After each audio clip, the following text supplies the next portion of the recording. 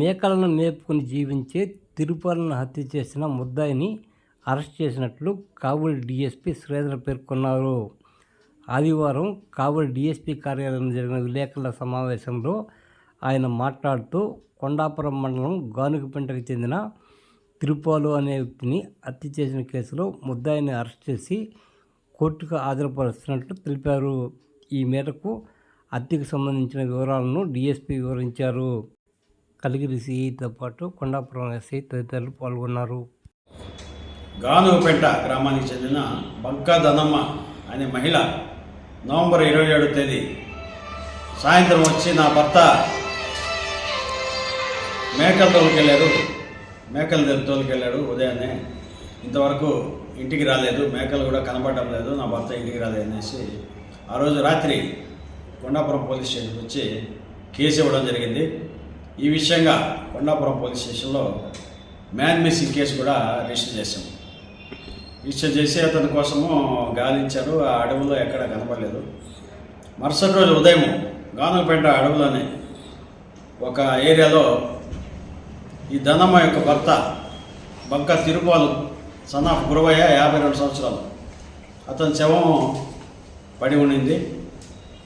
ఈ విషయంగా మా కంప్లైంట్ వస్తే నేను, మా సిఐ గారు, ఎస్ఐ గారు అందరం అక్కడికి వెళ్ళాము.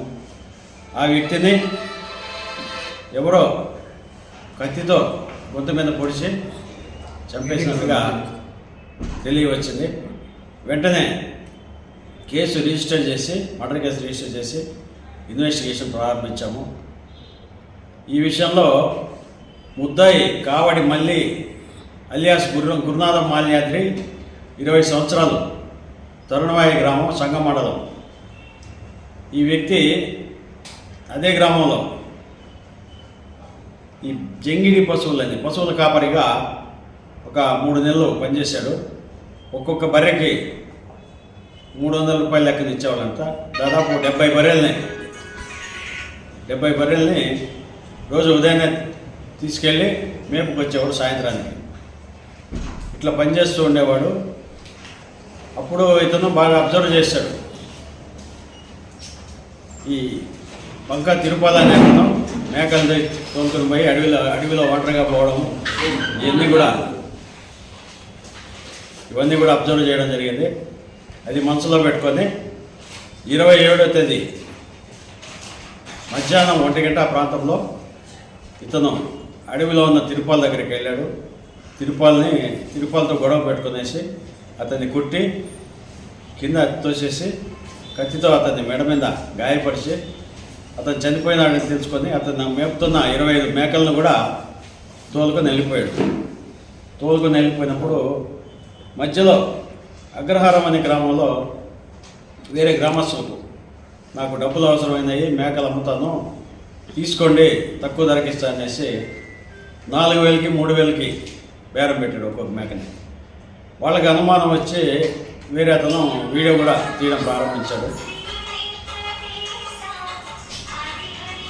ఇది జరిగిన వెంటనే ముద్దాయి భయపడి అక్కడి నుంచి మేకలను వదిలేసి పారిపోయినాడు. మేము మా ఎస్పీ, నెల్లూరు ఎస్పీ సారు వాళ్ళ ఆదేశానుసారం వింజమూరు ఎస్ఐని, కలిగిరి ఎస్ఐని 2 స్పెషల్ పార్టీలుగా పెట్టి ముద్దాయి కోసము గాలింపుల చర్యలు చేపట్టాము.